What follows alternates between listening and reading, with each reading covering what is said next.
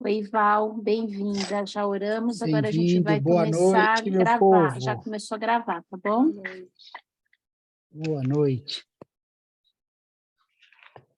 Bom, meu povo, vamos continuar o que a gente falou na aula passada, né? E hoje a gente vai entrar nos utensílios do tabernáculo. Nós vamos começar com a arca, né? Que é Deus vindo ao homem, como ele mostrou na palavra. Mas eu queria só dar uma vista geral para a gente entender assim as dimensões do tabernáculo, né? Então, primeiro, o que era esse tabernáculo de Moisés, né? Foi durante muitos anos a habitação de Deus, né, com os filhos de Israel quando eles estavam no deserto, né? Eles saíram de Sinai até Siló, que é a terra prometida, né? Então, era uma estrutura basicamente de madeira, né, revestida com cortinas, coberturas, né? Tinha os dois lugares dentro, né, que é o Santíssimo Lugar, ou o Santo dos Santos e o Santo Lugar, e dividido pelo véu, né, que a gente vai ver também detalhes do véu. A estrutura total, né, media 30 côvados, que cada côvado dá mais ou menos uns 60 centímetros, né? Então daria um pouco menos ele todo de 200 metros, né? E ele tinha lá o átrio, tinha 100 côvados de comprimento e 50 de largura, que era o pátio, que dava aí 6, uns 60 metros também, né? Só do pátio. Aí tinha o portão, né, que também era uma cortina de linho. Então, era essa estrutura dividida em três: Santo do Santo, Santo Lugar e o pátio, né? Cada um desses lugares, Deus determinou, ele foi muito detalhista, as mobílias que tinham que estar lá e como elas deveriam estar colocadas lá, um padrão divino, né? Então, no átrio, que é o pátio, tinha os dois artigos de bronze, tá? O altar de bronze, né, que era feito de madeira de acácia, revestido com o bronze, onde sacrificava, né, o sacrifício de sangue era lá, e as ofertas também de sacrifício, era o lugar de expiação do sangue, aquele altar de bronze. E a segunda peça desse pátio, né, era a bacia de bronze, que a gente vai estudar também, que é interessante que ela foi feita com os espelhos das mulheres de Israel, que eram feitos de bronze, né? Era uma bacia onde os sacerdotes se lavavam as mãos, os pés, antes de entrarem, né? Era o lugar da purificação. No santo lugar, né, a gente está no pátio, no santo também tinham 3 peças. A mesa dos pães asmos, né, a gente vai estudar os 12 pães, né? A mesa também de madeira revestida de ouro, tá? O pão, né, sobre a mesa, que era o alimento, né, do sacerdote, ele chamava até o pão da presença, né? Teve aquela ocasião que até Davi serviu os guerreiros dele com aquele pão. Do outro lado dessa mesa estava o candelabro, né? Que também era feito de ouro, conforme o padrão, exatamente como Deus mostrou, né? 7 hastes, 7 lâmpadas, tal. Os óleos, até a fórmula do óleo foi dada, né? E era a única luz que poderia estar naquele lugar, né? Então, os sacerdotes só ministravam perante a luz do candelabro, né? A terceira peça da mobília era o altar de ouro de incenso, né? Que era também de madeira revestido com ouro, e tudo conforme o modelo, né? Depois do santo lugar tinha o véu, né, que dividia o santo dos santos, e o incenso também. Nós vamos ver direitinho a fórmula, né, desse incenso, as especiarias, nós vamos ver todas elas, e essa fragrância, né, que saía do incenso queimado, né, simbolizando as orações, né, a adoração e a intercessão do povo de Deus, né? E é o que faz encher a taça das orações lá de Apocalipse, mas a gente vai ver isso mais para frente. O Santo dos Santos só tinha uma peça de mobília, que era a Arca da Aliança, que a gente vai começar a ver hoje, né?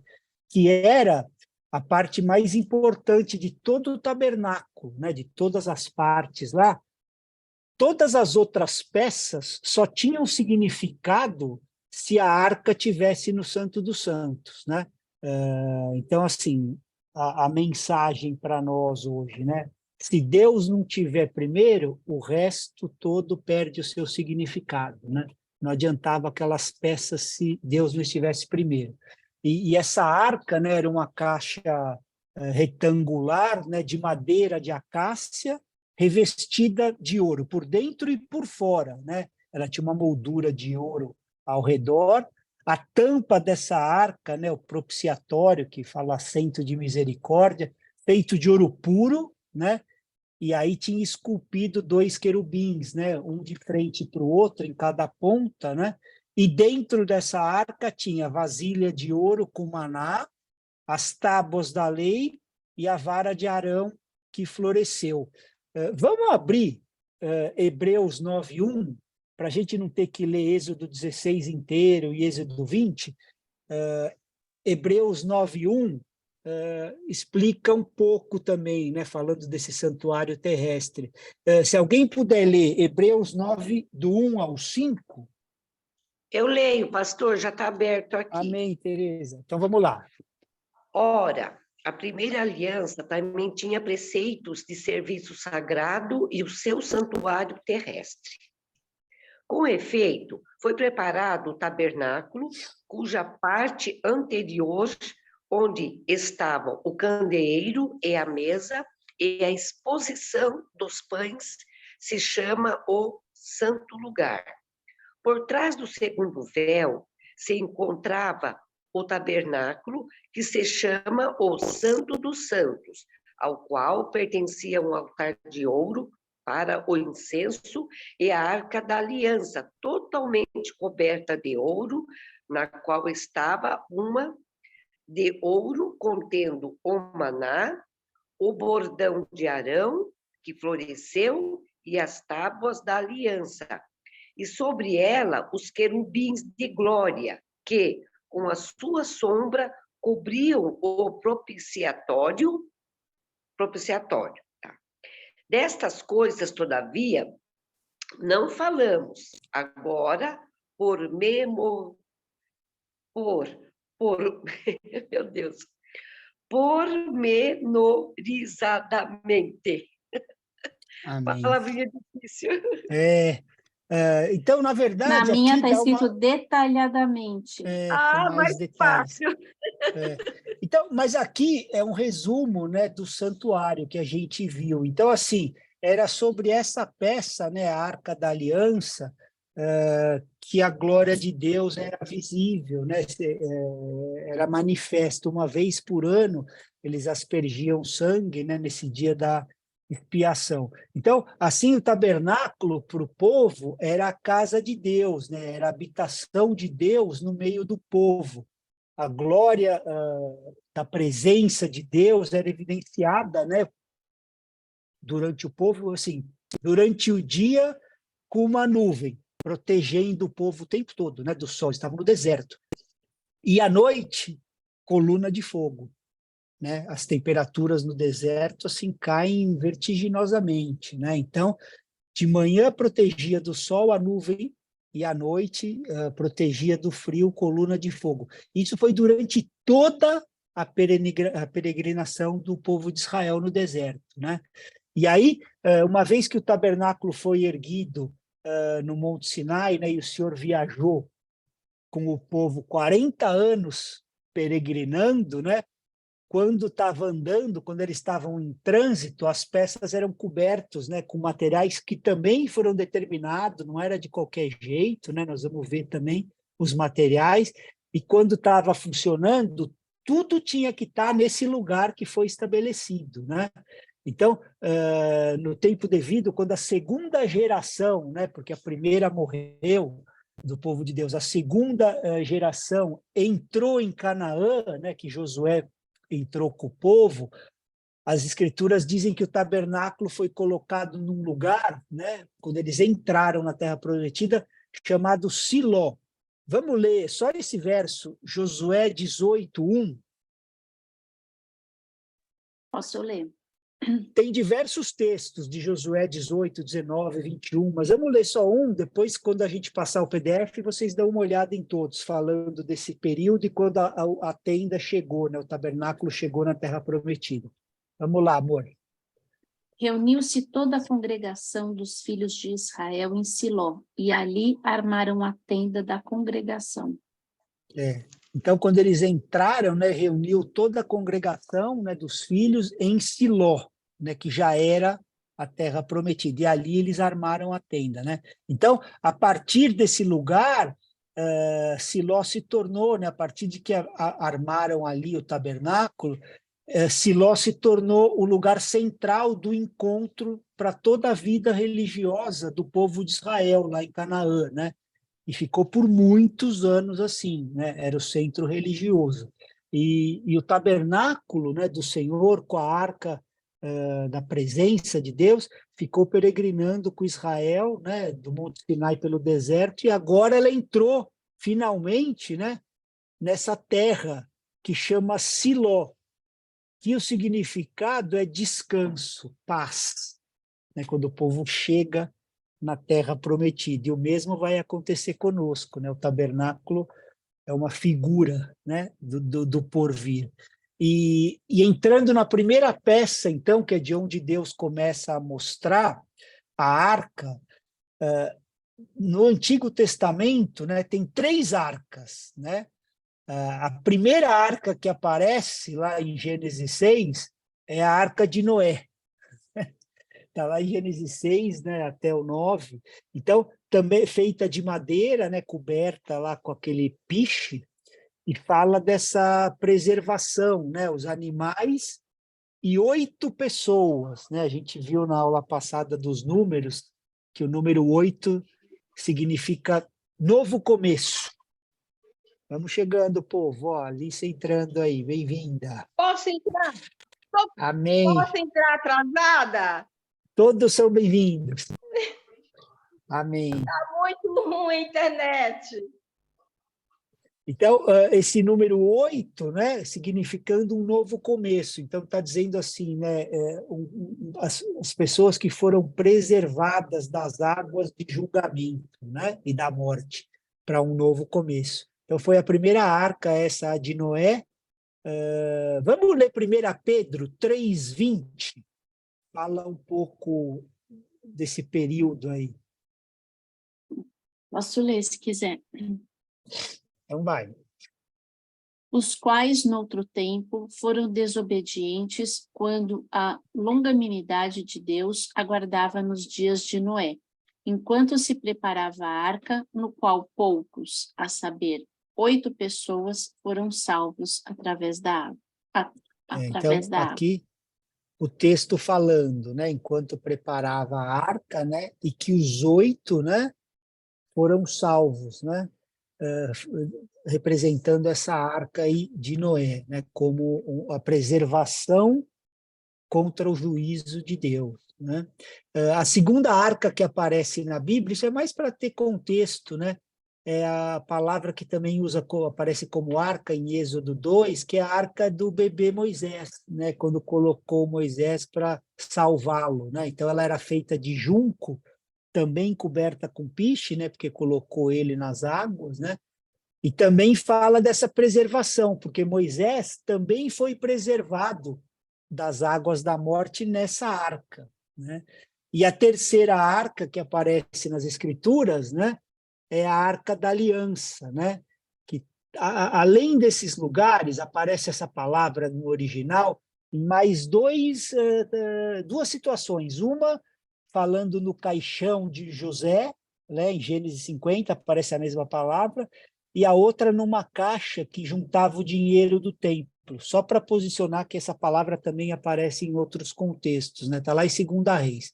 Mas a Arca da Aliança, ela era feita de madeira de acácia e coberta com ouro, né? Então, também carrega esse pensamento de preservação, né? Então, ela pode ser vista quando os israelitas, né, atravessaram o Jordão, quando a arca foi liderando o caminho, né, eles foram preservados mais uma vez das águas da morte, né? A arca foi passando junto, né, com eles. Então, e também foi usada para preservar as tábuas, né, da lei, o pote de maná e a vara de Arão, que estava tudo nela, né? E tem vários títulos que aparecem na palavra se referindo à arca, né? Eu coloquei os textos tudo para vocês, depois vocês vão ter, mas ela aparece às vezes como Arca do Testemunho, Arca da Aliança do Senhor, Arca do Senhor Deus, Arca do Senhor de toda a terra, Arca de Deus, Santa Arca, Arca da tua força, Arca da Aliança de Deus, e inúmeros nomes, né, se referindo à mesma arca, né? E Êxodo 25, né, no verso 8, fala assim, me farão um santuário, né, a gente leu esse texto todo já, para que eu possa habitar no meio deles. Então, de novo, igreja, o desejo de Deus é habitar com o seu povo, né? A igreja tem que entender isso. Deus deseja habitar no meio do seu povo, né? Então, Moisés, quando recebeu as instruções, ele tinha um modelo preciso para seguir, né? Tinha que fazer exatamente como foi mostrado. Por quê?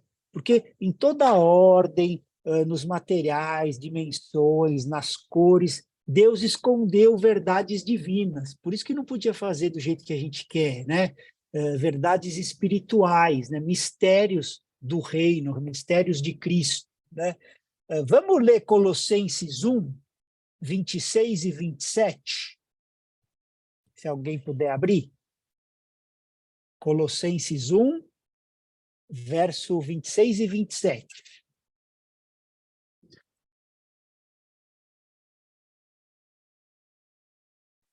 Posso ler, pastor? Vamos lá, Teresa. Tá.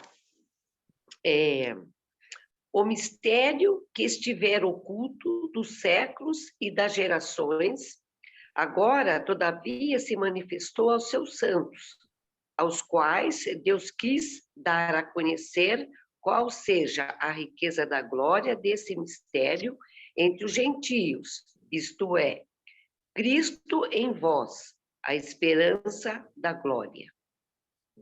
Então, os mistérios, né, do reino vão apontar, né, a Cristo, né? Então, que estava escondido por séculos e gerações, né? E agora manifesto aos santos, né? Que deu para nós conhecer a riqueza da glória desse mistério. Que mistério é esse? Cristo em nós, a esperança da glória, né?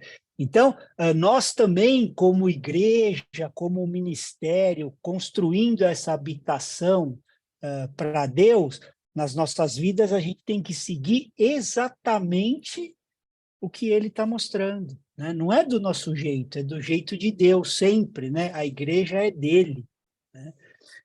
E falando nessa arca, né, como a peça mais importante da mobília, né, do tabernáculo, ela aparece 185 vezes no Antigo Testamento, né? A primeira é em Êxodo, né? Quando começa as instruções para Moisés construir, né? E a última vez que ela é vista no Antigo Testamento está em Jeremias 3, 14 a 16. Se alguém puder ler, essa é a última vez que aparece a palavra, né, mencionando a arca, na Antiga Aliança, Jeremias 3, 14 a 16. Se alguém puder. Ô, amigo. Jeremias 3. De 14 a 16. Peraí. 14 a 16. Aqui. Voltem para mim, ó filhos rebeldes, diz o Senhor, porque eu é que sou o esposo de vocês. eu os tomarei, um de cada cidade e 2 de cada família, e os levarei a Sião. Darei a vocês pastores segundo o meu coração, que os apacentem, com conhecimento e com inteligência. E quando vocês se multiplicarem e se tornarem fecundos na terra, então diz o Senhor, nunca mais se exclamará a arca da aliança do Senhor. Ela não lhes virá à mente, não se lembrarão dela, nem dela sentirão falta, e não se fará outra. Então, aqui, esse texto aqui é a última vez, né, que aparece na Antiga Aliança falar da arca, né? A primeira foi lá em Êxodo, tem 185 referências e a última está aqui. E na Bíblia toda, né, a última vez que aparece que a arca é mencionada está lá em Apocalipse, no capítulo 11, no verso 19, e diz assim, ó, abriu-se então o santuário de Deus que se acha no céu. Lembra que eu falei da cópia do santuário eterno? E foi vista a arca da sua aliança no seu santuário, e sobrevieram relâmpagos, vozes, trovões, terremoto e forte chuva de granizo, né? Então, essa foi a última menção lá em Apocalipse 11, né? Onde a gente vai ver a Arca da Aliança. Então, por que que a arca foi a primeira coisa que Deus mencionou na construção, né, do tabernáculo? Porque ela representa o trono de Deus aqui na terra, né? Ela representa a presença de Deus no meio do povo, a glória de Deus revelada na ordem divina e na adoração, né? E a plenitude da divindade revelada, que é Jesus, né? Então, tudo lá aponta para Jesus. Colossenses 2:9 diz para a gente assim, porque nele, né, falando de Jesus, habita corporalmente toda a plenitude da divindade, né? Então, tudo que a arca era para Israel no Velho Testamento, né, na Antiga Aliança, Jesus é para nós, para a igreja, a nova aliança, né? Nós somos o Israel espiritual de Deus. Então, tudo que a arca representou para Israel na Antiga Aliança, Jesus é para a sua igreja hoje, né? Então, Deus começa com ele mesmo a revelação do seu santuário, do seu santo lugar, até chegar na gente, né? Então, nesse lugar, no Santo dos Santos, né, sobre a arca, era que o sumo sacerdote aspergia o sangue da expiação, e uma vez por ano só. A gente leu em Hebreus 9, né, se a gente for até o 7, a gente vai ver. Uma vez, a gente parou no 5, mas se a gente descer um pouquinho, vai ver que era uma vez por ano que ele ia lá para aspergir o sangue, né? E era desse lugar também, da Arca da Aliança, que Deus falava com voz audível para Moisés. Ele ouvia através de lá, né? Então, se essa peça tivesse que ser removida, se tivesse que mexer do tabernáculo, a gente vê numa época lá de Samuel, Saul e Davi, né? Tudo que era feito era uma fórmula de religião vazia, que já não tinha mais a presença, né? E por muito tempo, no tempo de Saul, ficou tendo, né, o negócio, a operação religiosa sem a arca. Então, Deus mostrando para a gente, né, que é possível ter uma religião vazia, sem a presença de Deus, né, como muitas igrejas hoje, assim, só buscando coisa de homens. É fama, é membro, é não sei o quê, é dinheiro, e Deus está fora, e o negócio está rodando, né? Então, se a presença tivesse fora, né? Se a arca tivesse fora, tudo ficava vazio, né? Era só um ritual. E Deus, literalmente, habitava lá, nesse propiciatório, né? Manchado de sangue entre os dois querubins. Vamos abrir Salmo 80, verso 1? Nesse salmo também fala isso para a gente.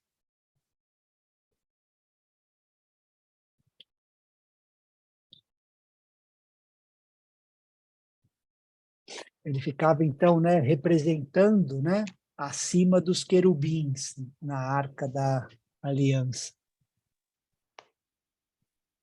Pode ler, pastor? Pode ler.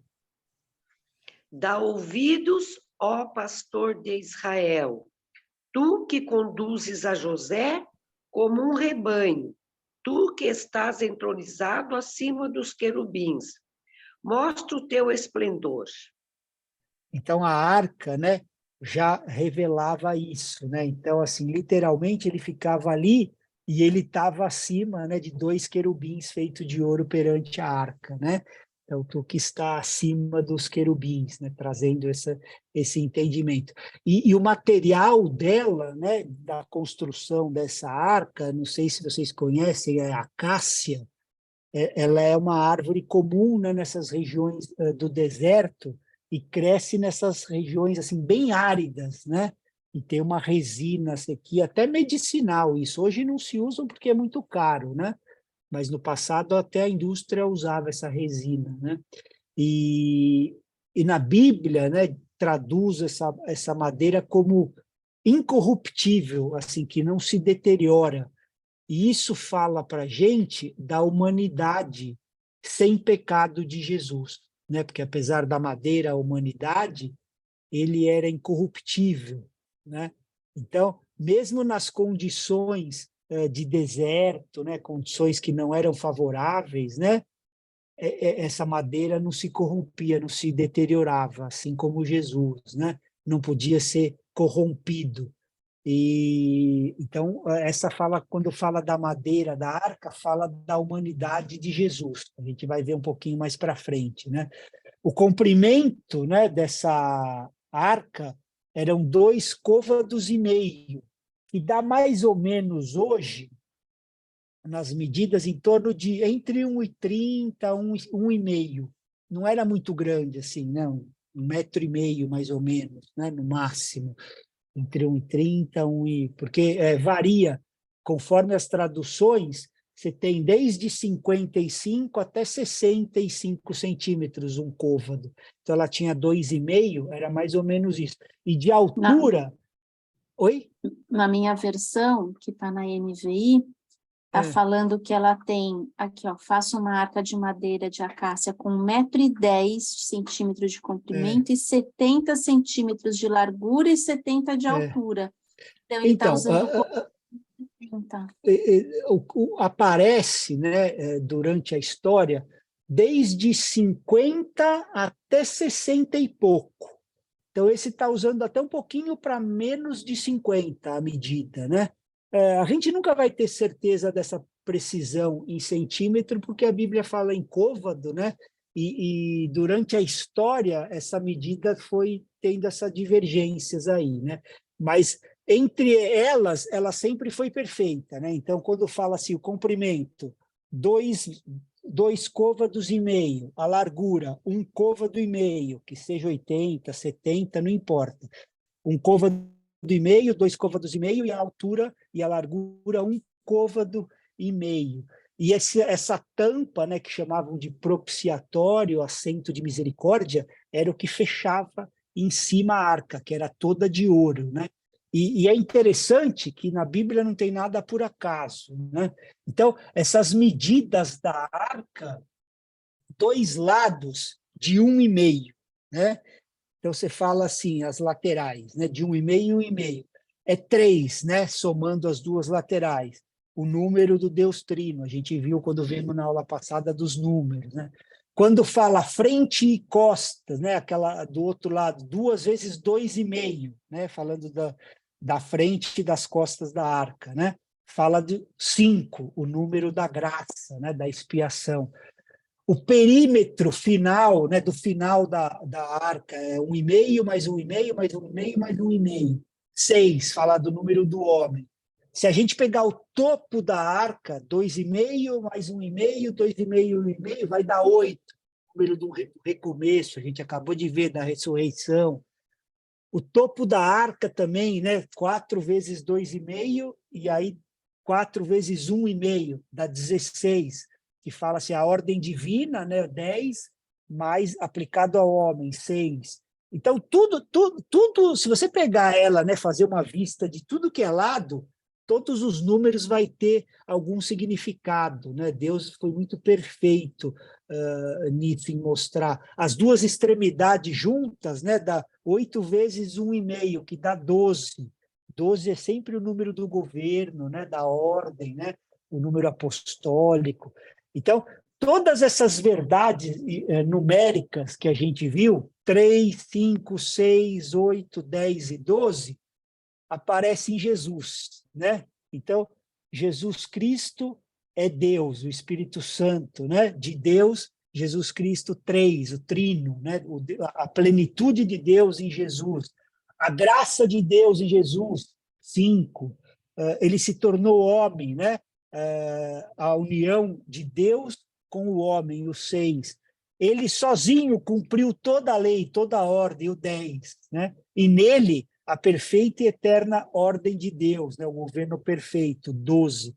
Então, tudo que tem, os números que se encontram na arca, também são vistos, né?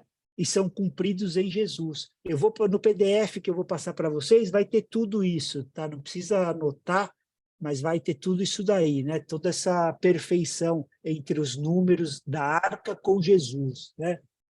E é interessante a perfeição em tudo, assim, a altura da arca era a mesma altura da mesa dos pães e da grelha do altar de bronze. Tudo tinha a mesma altura, né?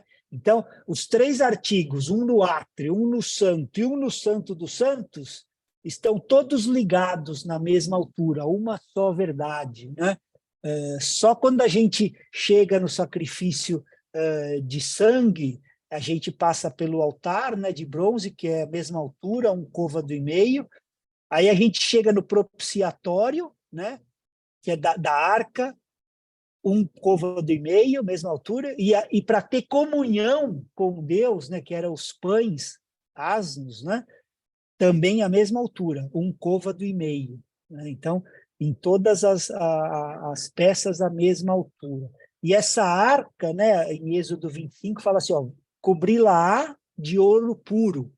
Então, a arca era coberta, nessa madeira de acácia, com ouro puro. Toda vez que a gente fala de ouro, né, nas escrituras, fala da natureza de Deus, da glória de Deus. Né? Então, quando a gente está vendo, até lendo Apocalipse, está falando, tenha esse entendimento, né? Simbolizando a natureza dele. Então, é interessante que ela foi montada assim, madeira, por um lado, né? Falando a humanidade de Jesus, da natureza humana, né? Porque como nós, né, cresceu natural da terra, né? 2 materiais, madeira, a humanidade, e ouro, a divindade, né? E em Jesus foi o único que teve as 2 naturezas, né? A divindade e a humanidade, né? Assim como a arca tinha as 2, Jesus, né? Vamos ler um texto, Romanos 8, 29, se alguém puder ler. Eu posso. Então, vai lá. Peraí. Porque os que dantes conheceu, também os predestinou para serem conforme a imagem de seu filho, a fim de que ele seja o primogênito entre muitos irmãos. Então, os que dantes conheceu, predestinou, né? Nós todos aqui, a sermos essa imagem dele, né? Andarmos como ele andou, com uma natureza divina, né?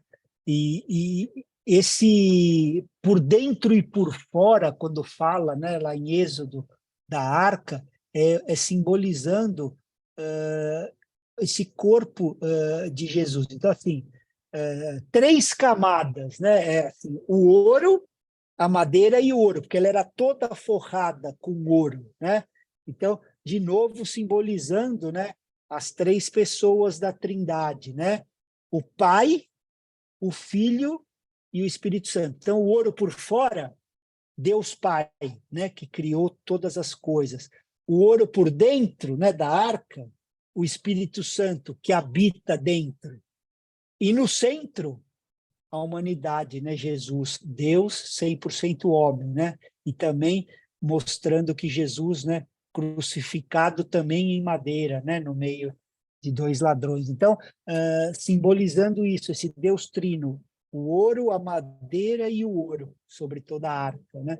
Ela tinha também uma moldura de ouro ao redor. Êxodo 25:11 fala isso, né? E é interessante, quando aparece essa moldura na palavra de Deus, aparece 10 vezes na Bíblia essa palavra, né? E cada vez que ela aparece com ouro junto, de ouro ou com ouro, né?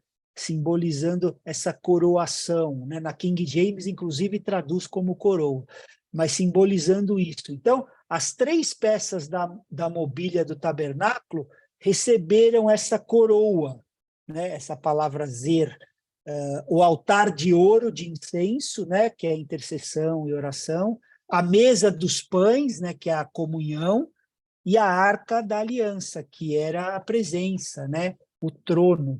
Então, assim, do jeito que o homem coroou Jesus, né, com espinhos, está lá em Marcos.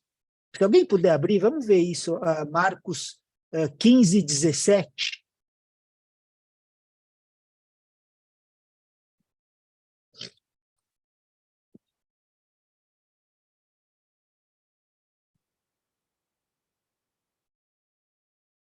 Pode ler? Pode ler. 15:17, né? Ao Marcos cair da 15:17. tarde, ao cair da tarde, Jesus chegou com os 12, quando estavam à mesa e comia. Jesus disse: Em verdade lhes digo que um de vocês, o que Não é come esse não, comigo, Alice. vai me trair. Não é Não é não, esse mesmo. Marcos? Então, Marcos Marcos É verdade. 15, 15, 15, 17. Ah, eu estou no 17. 14. Eu já estou aberta Estou aqui. no Quer que lugar eu leia? errado. Você lê, Pode Alice, ler. ou quer que eu leia? Pode ler. Vestiram-no com um manto de púrpura, depois fizeram uma coroa de espinhos e a colocaram nele. Então, o homem fez isso com Deus, né? Coroou com espinhos, mas o Pai coroou com glória e honra, né? Então, nesse significado, o Santo dos Santos era a sala do trono, né? Para o Rei dos Reis e Senhor dos Senhores, né? E o reinado sempre foi de Jesus, né? Ele nasceu Rei dos Judeus. A gente pode ler Mateus 2:2. Alguém puder?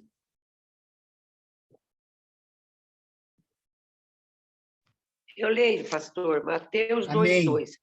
2:2. Perguntaram: onde está o recém-nascido, rei dos judeus? Porque vimos a sua estrela no Oriente e viemos para adorá-lo.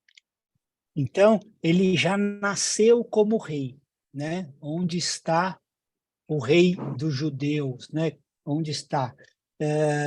E ele é revelado como rei, né? No Evangelho de Mateus, né? Que é conhecido como o Evangelho do Reino. Ele foi crucificado também como rei. E João 19:14, se alguém puder ler. Então, ele nasceu, viveu e morreu, né? Foi crucificado como rei. Quem pode ler?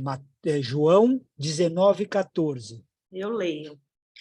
E era a preparação da Páscoa, e quase a hora sexta, e disse aos judeus: Eis aqui o vosso rei. Eis aqui o vosso rei, né? Foi crucificado também como rei. Então, ele é o único rei dos reis, né? E senhor dos senhores, sacerdote para sempre, né? Podem haver muitos reis e muitos senhores, mas rei dos reis e senhor dos senhores, um só, né? Então, nasceu como rei, foi crucificado como rei, é rei eterno, né? Eu vou depois passar alguns textos para você, né? Em Hebreus fala, em teu Salmo 110, né? Que diz, Senhor, disse o Senhor a meu Senhor, aceita-te à minha direita, para que eu ponha os teus inimigos, né, debaixo dos teus pés. Então, ele é o rei de Sião, o rei da igreja, né, o rei dos reis. E quando ele voltar, ele vai ser coroado com muitas coroas, né? Apocalipse 19. Vamos ler o verso 11 e 12, depois vocês podem ler em casa até o 21, mas vamos ler agora, só para a gente ganhar tempo. Apocalipse 19, 11 e 12, que fala dele vindo, né? O céu se abrindo. Quem pode ler? Eu Eu leio. leio. Vai. Pode ler. Lê, Não, irmã, lê. Então, a Val lê Apocalipse 19, 11 e 12, e depois a Tereza lê Apocalipse 4, 10 e 11. Vi Então, o a Val céu vai no 19. Vi o céu aberto e diante de mim um cavalo branco, cujo cavaleiro se chama Fiel e Verdadeiro. Ele julga e guerreia com justiça. Seus olhos são como chamas de fogo. Em sua cabeça muitas coroas e um nome que só ele conhece e ninguém mais. Em sua cabeça há muitas coroas, né? Em algumas versões aparece diademas, que é a mesma coisa, né? Então, assim, quando Jesus voltar, ele será coroado com todas essas coroas, né? Nós vamos ver toda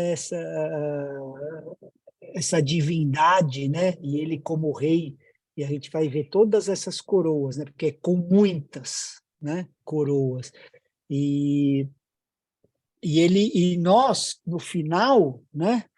Também vamos entregar as nossas coroas aos pés deles, reconhecendo o sentido aí é assim, tudo de bom que a gente fez, a gente vai acabar vendo que foi realmente bom, foi ele, foi por ele e através dele, né? Esse é o sentido. Irmã, lê para a gente, então, Apocalipse 4, 10 e 11. Verso 10 e verso 11. 4, 10 e 11. Os 24 anciões prostrar-se-ão diante daquele que se encontra sentado no trono.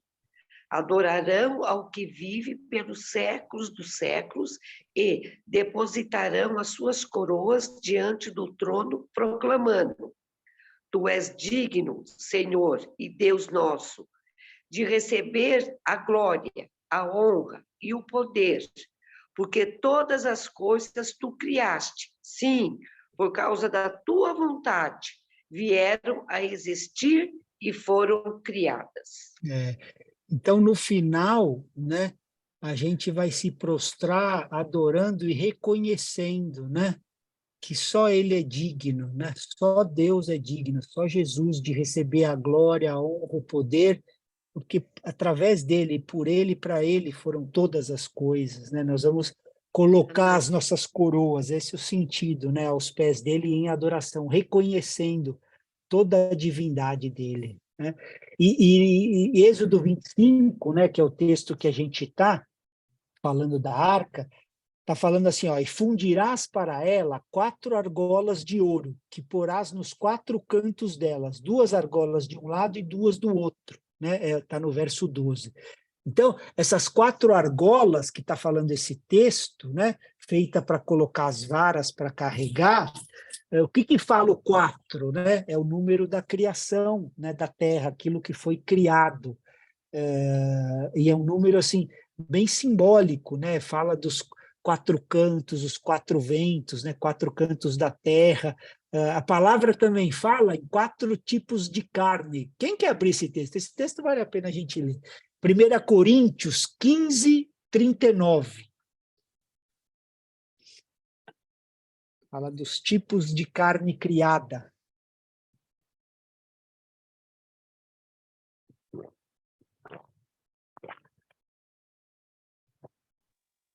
Pode Abri ler? aqui. Pode ler. Pode ler. Vai.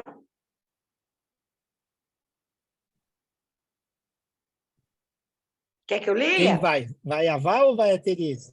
Pode ir, Tereza. Então vai. Nem toda a carne é a mesma, porém uma é a carne dos homens, outra a dos animais, outra a das aves e outra a dos peixes. Então, falando, né, de 4 tipos de carne, né, criada, 4 cantos da terra, e etc. Então, essas 4 argolas, né, eram o meio de carregar as 4 varas, né, e a presença de Deus simbolizando, né, o seu evangelho para os 4 cantos da terra, né? Atos 1, 8 fala disso, né? Fala Jerusalém, Judéia, Samaria e confins da terra. Então, assim, o que seria? Jerusalém seria a cidade, né, onde a gente estaria.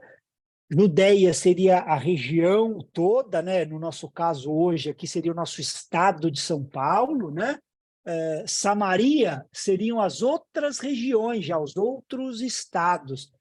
E o confins da terra, as regiões distantes, até pegar a terra inteira. Que hoje, onde nós estamos aqui, já é confins da terra daquela região, né?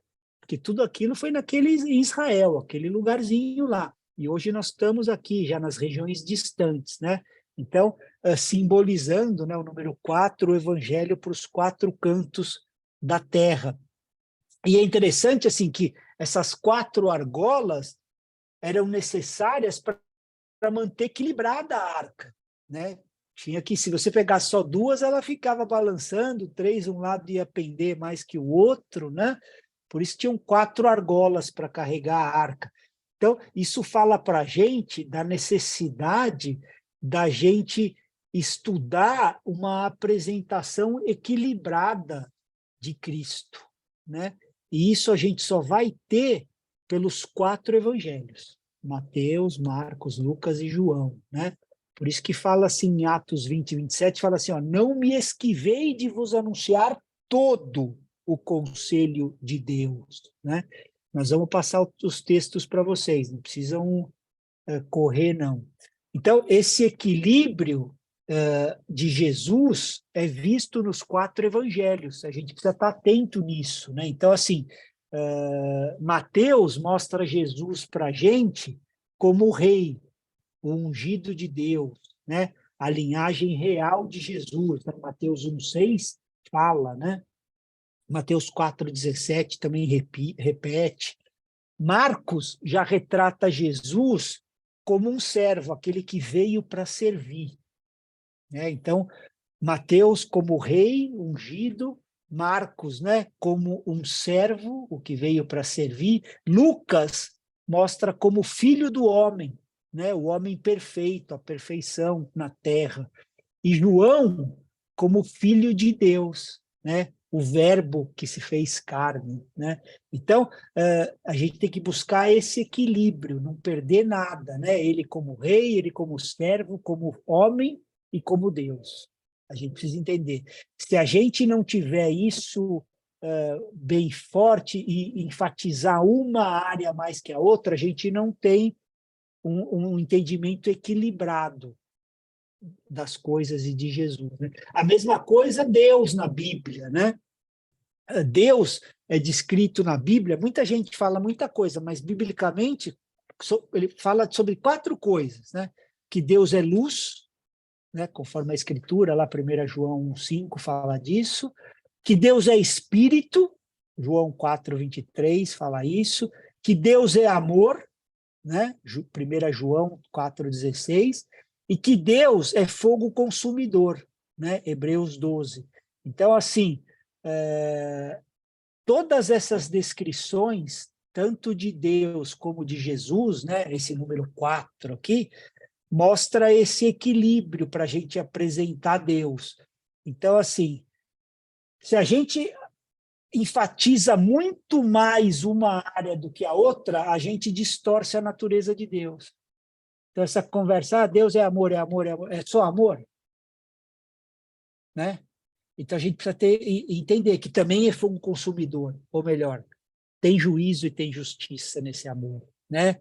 É luz, é espírito. Então, a gente precisa ter isso bem forte para a gente não ter uma visão distorcida da natureza de Deus. Né? A mesma coisa, os atributos morais de Deus. Né? Deus tem a santidade perfeita. Né? A gente busca andar em santidade, mas a gente não alcança a perfeição aqui. Ele tem, né? Porque ele habita em santidade. Ele é perfeitamente santo, sem pecado, e odeia absolutamente o pecado. Né? É impossível para Deus coabitar com o pecado. Né? Então, ele tem a santidade perfeita, ele tem a justiça perfeita. Então, por que a justiça de Deus é perfeita? Porque ela é justiça, é a santidade dele em ação. Quando a santidade está em ação, está agindo, é a justiça dele.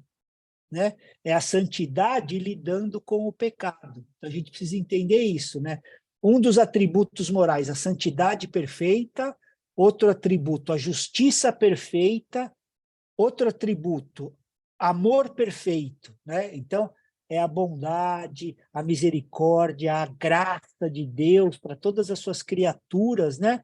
Todas essas coisas estão relacionadas ao amor dele, o amor que ele tem por nós. Né? Então, tanto bondade, misericórdia, graça, amabilidade, todas essas daí formam esse amor perfeito, que não é um amor igual ao nosso, egoísta. Ele não espera nada, ele ama. Né? Por isso que ele amou o mundo e deu. Ele não está esperando nada antes, ele deu primeiro. Né? Ele nos amou primeiro. Então, amor perfeito. E o último, a fé perfeita. Né? Ele é sempre confiável, ele sempre mantém a tua palavra, não há sombra de variação, de mudança em Deus. A gente pode mudar, a gente, né, pode falhar, Deus nunca. Né? Nunca vai manter, ele sempre vai manter a sua palavra.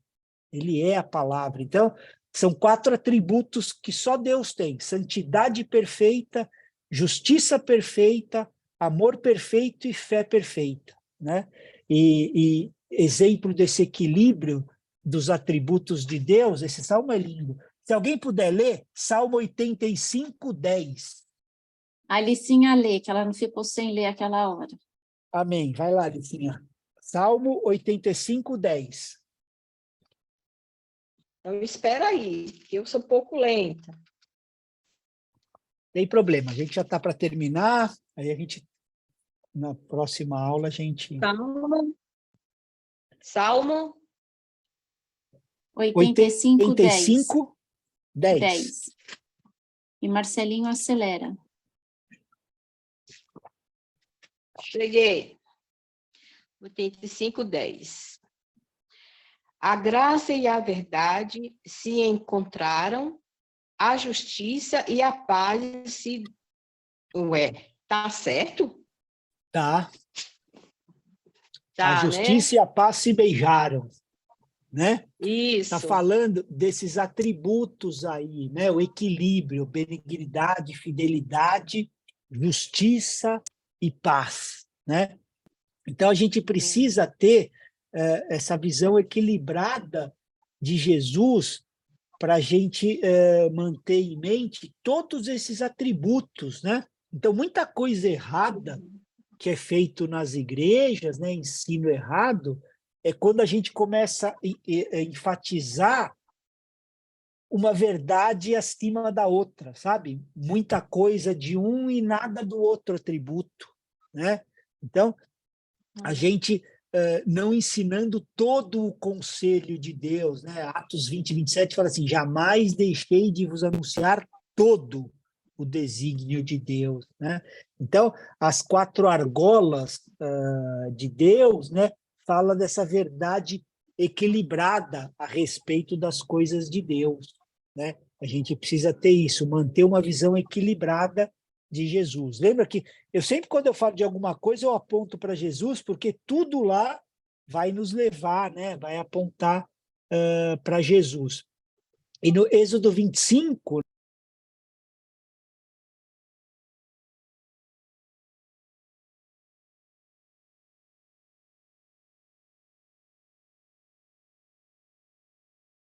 eu estava Você está mudo? mudo, está mudo. Você estava falando do Êxodo.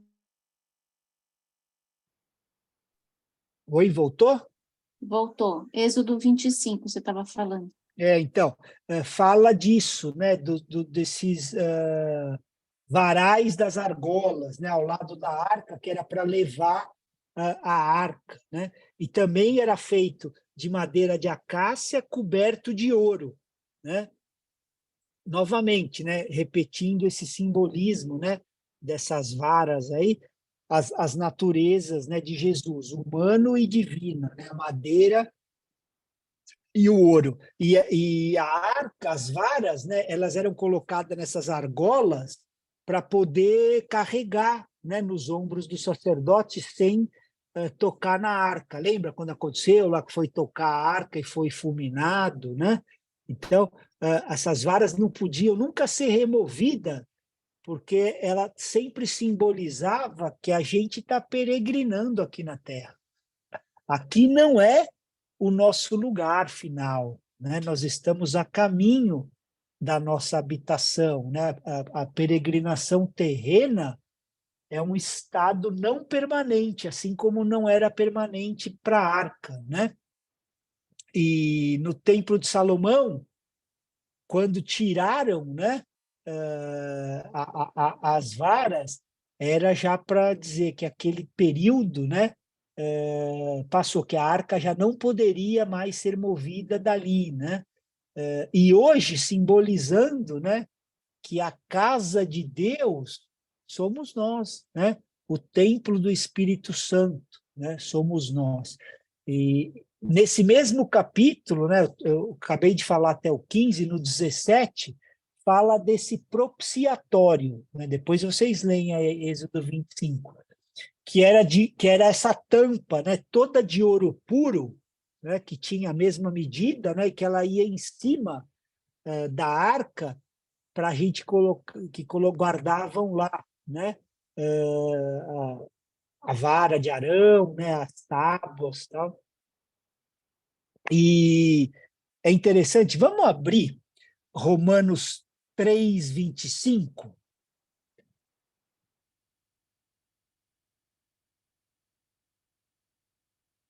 Esse acento, né, essa palavra propiciatório, que é misericórdia, era esse acento, essa tampa que era feita de ouro puro que colocava em cima, né, para fechar a arca com esses querubins, tal, né?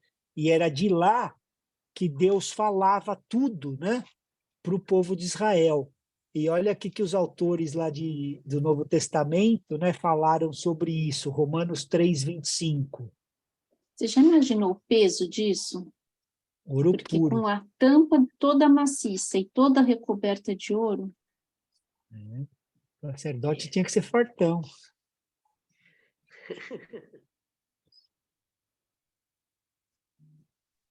alguém vai ler? Senão eu leio.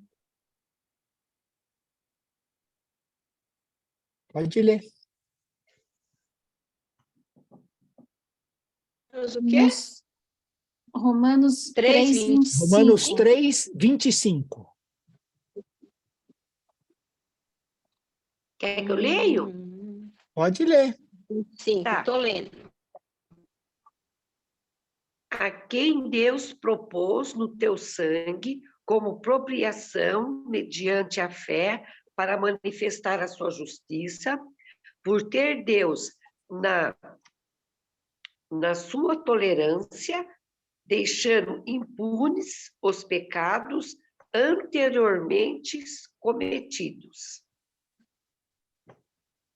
Então, essa propiciação, né? Lembra do assento, né? Propiciatório, né? A propiciação é esse ato de acalmar a ira de Deus, né? De conciliar o favor de uma pessoa ofendida, né? Então, a mesma palavra que está nesse texto de Romanos 3:25 é usada em Hebreus 9:5 quando fala do assento.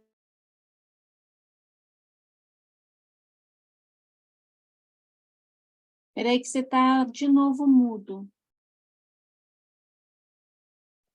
Oi. Então, a mesma palavra usada aqui, propiciação, né, em Romanos 3:25, é usada lá em Hebreus 9:5 para traduzir o assento de misericórdia, propiciatório. Então, assim, Jesus é o nosso propiciatório, né? E Deus falava com o povo, né, a Moisés, através desse propiciatório, né? E o sangue do novilho, né, imolado e aspergido, né, era colocado nesse lugar, né, pelo pecado, pela expiação do pecado de toda a nação, né? Só o sacerdócio entrava para esse propiciatório pelo sangue, né? E Deus só fala com o homem pelo sangue de Jesus. Senão nós não temos acesso, né, a Deus, precisa do sangue. Do mesmo jeito que o sacerdote não entrava no propiciatório, né, não tinha a misericórdia sem sangue, nós também não falamos com Deus se não for através do sangue de Jesus, né? Então, o sangue transformou o trono de julgamento no trono da graça para nós, né? Vamos ler esse texto para a gente encerrar, Hebreus 4:14. Vamos ler do 14 até o 16. Hebreus 4. Então vai lá, Adri, do 14 ao 16. Tendo, pois, a Jesus, Filho de Deus, como grande sumo sacerdote que penetrou os céus, conservemos firmes a nossa confissão, porque não temos sumo sacerdote que não possa compadecer-se das nossas fraquezas, antes foi ele tentado em todas as coisas, a nossa semelhança, mas sem pecado. Acheguemo-nos, portanto, confiadamente junto ao trono da graça, a fim de recebermos misericórdia e acharmos graça para o socorro em ocasião oportuna. Então, esse texto está falando isso, né? É o quadro que a gente vê na lei. Quando Israel quebrou a lei, eles despertaram a ira de Deus, né? E a ira divina, como eu falei, é a santidade de Deus agindo contra o pecado. A ira é isso, a santidade dele em ação, né? Então, o pecado precisa ser julgado e as exigências, né, de um Deus santo têm que ser satisfeitas. A santidade e a justiça de Deus devem ser vindicadas, porque a gente lê que o salário do pecado é a morte. Então, esse sangue era aspergido, né, sobre esse lugar de misericórdia, testificando que uma morte tinha acontecido ali. Então, um julgamento de Deus tinha sido executado, né? Então, a ira de Deus era pacificada e a sua justiça foi vindicada e agora a misericórdia de Deus podia fluir. Então, sobre essa aliança, né, de Moisés, Deus aceitava o sangue de um animal sem pecado, né? Animal não peca, então era um sangue sem pecado. Mas isso era só uma sombra do sangue de Jesus, que de uma vez por todas, né, sem pecado, seria o nosso propiciatório, né? Então, o sangue derramado sobre o altar, né, simbolizando um tipo de cruz, era trazido ao propiciatório, e aí a gente podia dizer: Deus, tenha misericórdia de mim, pecador, né, de nós pecadores. Então, o tabernáculo tinha essa mistura de julgamento e misericórdia, porque tinha a grelha do altar de bronze, né, que era o assento de julgamento, né, o pecado era trazido ali da nação, para remover a arca, né, que era o assento da misericórdia, onde a nação era reconciliada, E para remover, né, esse propiciatório, os israelitas fizeram lá em 1 Samuel isso, e pegaram as tábuas, tal. Quando eles fizeram isso, causou morte, né? Depois vocês leem esse texto, 1 Samuel 6, 19 e 20, os israelitas foram lá, né, e tiraram a tampa, né? Houve morte, porque quis dizer, vocês removeram o sangue, né? Então, rejeitar o sangue, que é o espírito da vida, a gente cai na lei de pecado e morte. É Romanos 8:2, para a gente terminar, último verso.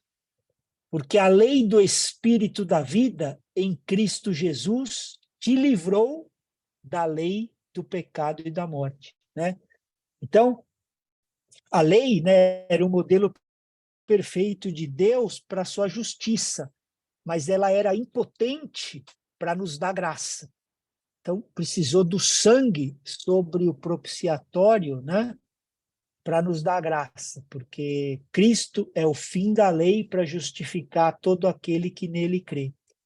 Então, essa graça só vem por causa do sangue derramado por amor de nós, né? Essa é a maravilhosa graça que a gente recebe de Deus com gratidão. A semana que vem a gente entra, né, no próximo item aí da mobília, e aí a gente vai passar para vocês, na verdade eu vou passar a aula 3 e a 4, porque a 3 a gente também não tinha terminado.